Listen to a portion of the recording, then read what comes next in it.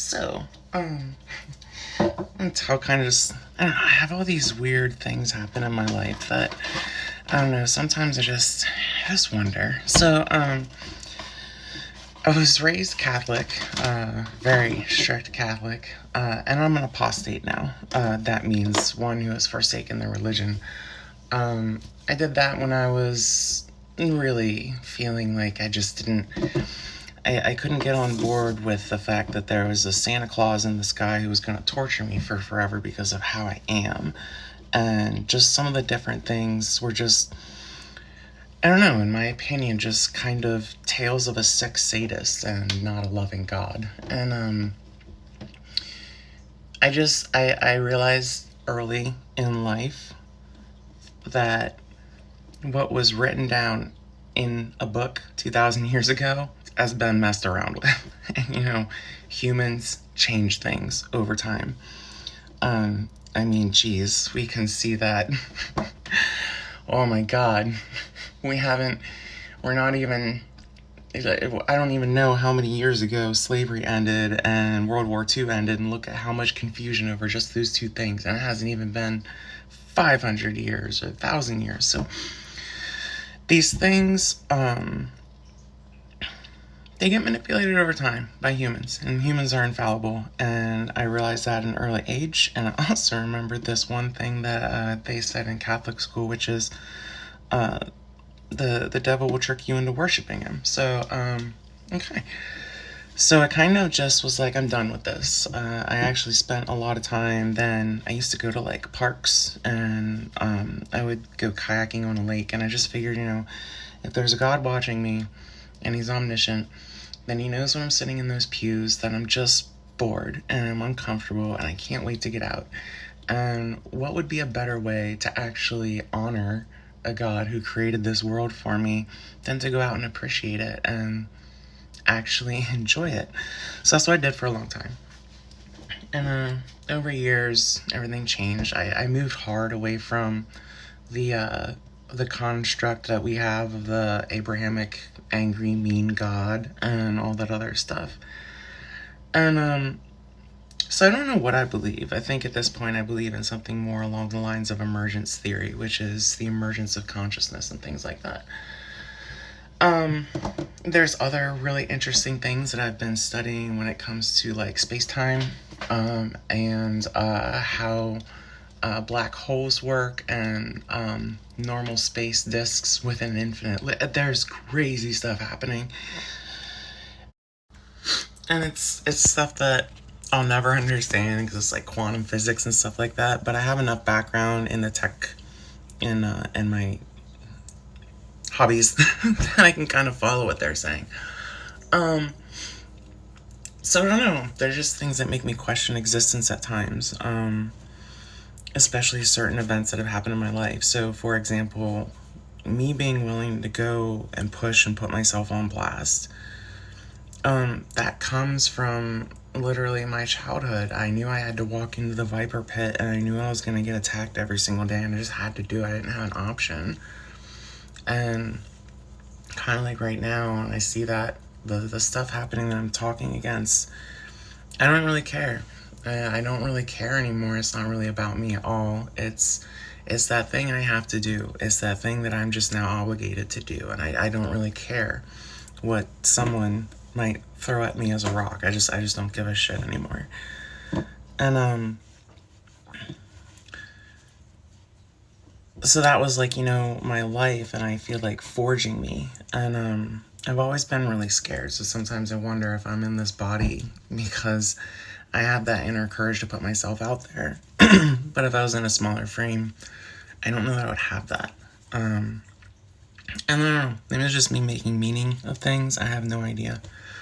I always seem to make the right decisions in life when it came to like critical things, moments where it was like a real test of, are you a good person or not? And how are you going to react in this situation? And some of it was so trivial small. Like when I was little and we went to like this beach, and I had all this money that I had been saving and had gotten, and my friend didn't have enough money for anything. So instead of getting this stuff that I really wanted, we went and we found a way that we could like split the money and get boogie boards for ourselves and play at the beach with boogie boards. Like, I just wanted to have fun. To me, it wasn't even about being a good person. It was just about having fun with a friend. And I don't know.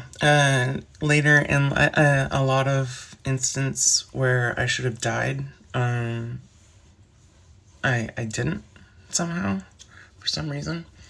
I don't understand why. I've had a couple out-of-body experiences with that, where like, one time it was right after I just got done stealing stuff. Yeah, I used to steal, and I used to be really bad. I had been stealing stuff, and I was in a car crash, and as I was going over a 50-foot embankment, I was like, cool, I'm gonna burn in hell because I stole a stupid little headlamp on a dare. Awesome. In my relationship, I feel really blessed in that I found someone who's been tolerant enough to work with me and bear with me as I've refined myself over the years, and allowed us to build a good, solid foundation of a relationship. I'm very blessed with that. The cats that I have that we obsess over, and yes, we give them tons of attention, but we're so blessed in them. Like, they're like the perfect behaviors for everything. The house we have, it's like the perfect house for what we need. Like, there's just so many things that, like, it seems like I'm in the right harmony. And I'm sorry for anybody watching this that's going, good for you, you bitch, but I don't know, go watch my transition story and see if you still have those feelings, because I think that I done earned it at this point. So, in my life, there have always been these religious motifs, because I love it. I love the whole, I mean, I grew up, I've always said my whole life, it's an amazing story. Like, if you put the Bible on big screen, people lose their minds if you didn't try to make it about a whole entire sermon. Like the movie Noah with Russell Crowe. Oh, I love it. It's so awesome.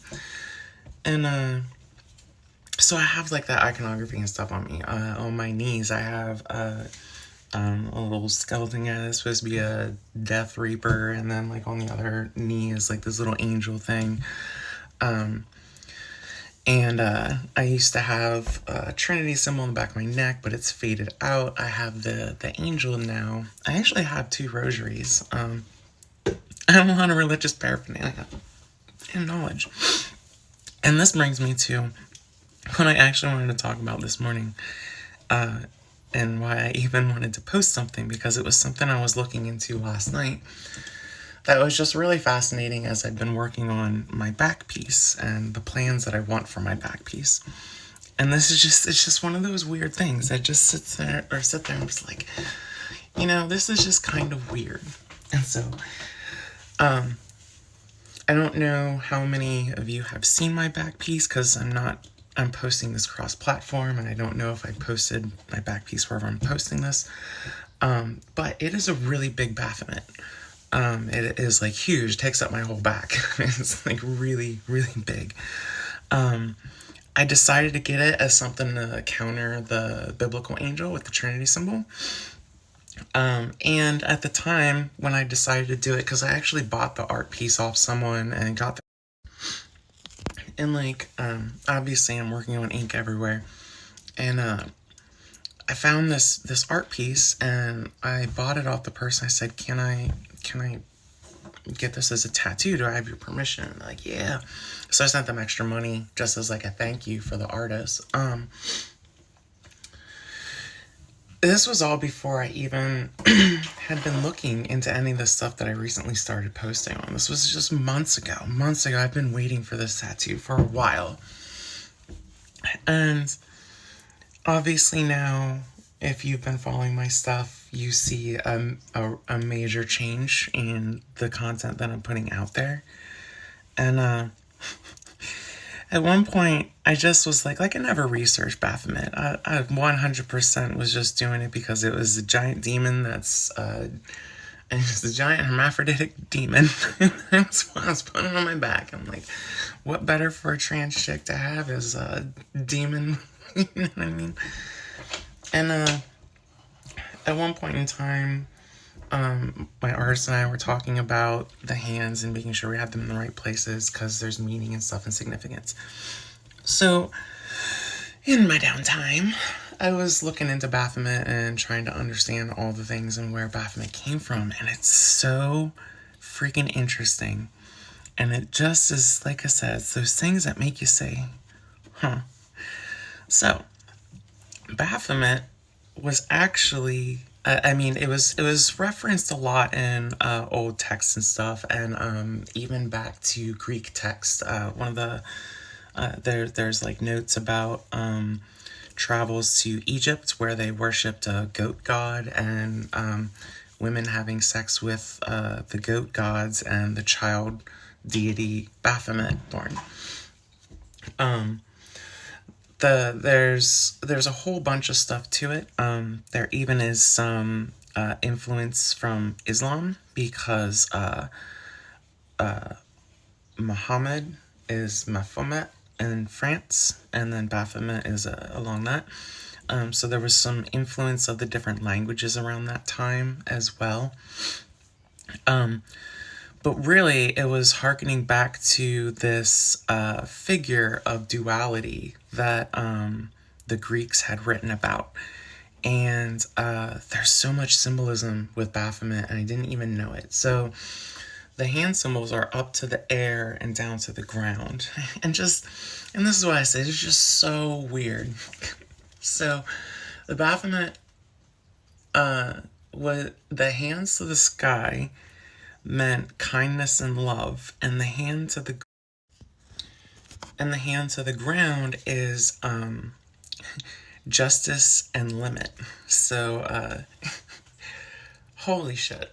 Okay, so kindness and love and justice and limit. I mean, that sounds like me. There's so much symbology, and the scepter that is in place of the genitalia is a symbol for eternal life. There's all this stuff with the wings and all this other stuff, and essentially what it was the symbol it was the symbol of the Knights Templar. Now, the Knights Templar were a secret society type situation, like the stonemasons. They weren't secret. Everybody knew who they were. You probably know who they are roughly. The dudes with the white and the big red cross.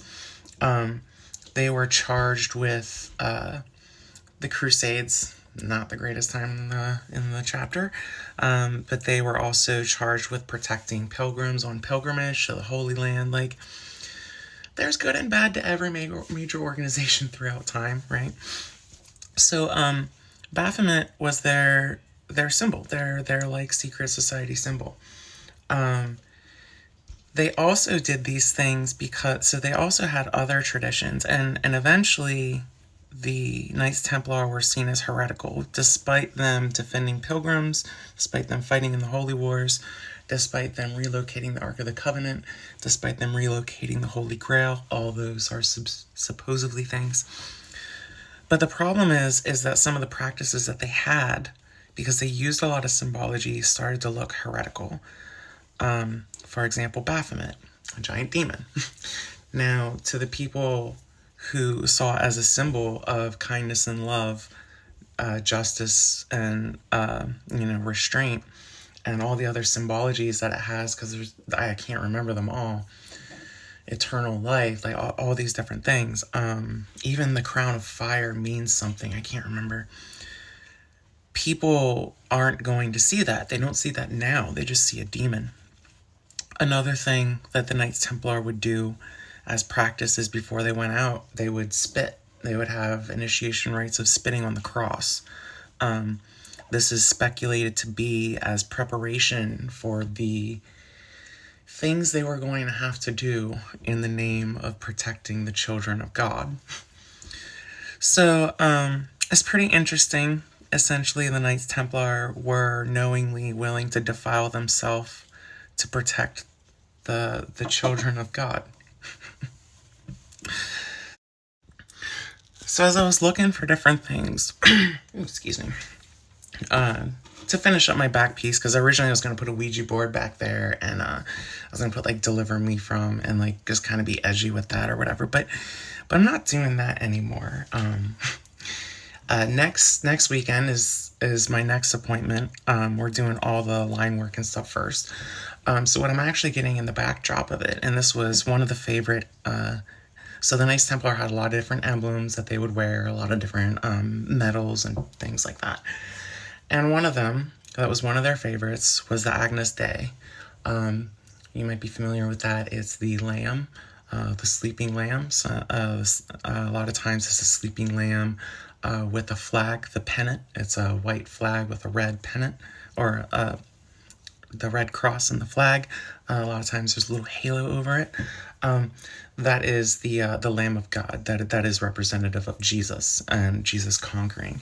So the Knights Templar loved that one because they were doing pilgrimages to where like they were protecting that notion. That was their favorite thing. So it's just interesting to me, and that's where I'm going with that. And it's gonna be on my back, and I think it's gonna be freaking awesome when it's done. I'm thinking that the Agnus Dei is gonna have color and stuff like that. There's gonna be an archway going up behind the whole entire scene, and I don't know what we're gonna do with the color. But it's just ironic to me, or whatever to me, and it just makes me go. It's just another one of those points in my life where my brain's like, this is just a little bit weird. Unknowingly, I inadvertently tattoo across my entire back basically something that embodies my values. Like I can't stand injustice, and I always am trying to work on how to restrain my hostile side. And I do really value kindness and love and all those things. And I really do feel, if you've watched my transition story, inherently a whole reason why I feel like I am the way I am is because of that inability to protect and wanting to form into that protection role. Because I thought that that's how I could succeed. I don't know, watch that video. It's a lot, and it's pretty in depth. So anyway, just my thoughts. I still don't think there's a sky Santa, with a beard and, a box of presents whenever at like an infinite meal of whatever my favorite food at the time is. But I can't say that there aren't weird things that have happened. But like, I don't know, I can't deny that there are these weird things that happen in my life that I don't have an explanation for. And I don't have an explanation for. I literally go and get the iconography of something that describes something, and then before I even know what it's about, I basically start on, in my opinion, a quest pilgrimage protection thing. All these children trying to get through their pilgrimage of life and are not sure how to get there safely. And I don't know, I see a lot of symbology everywhere, but I was in a lot of psychedelics.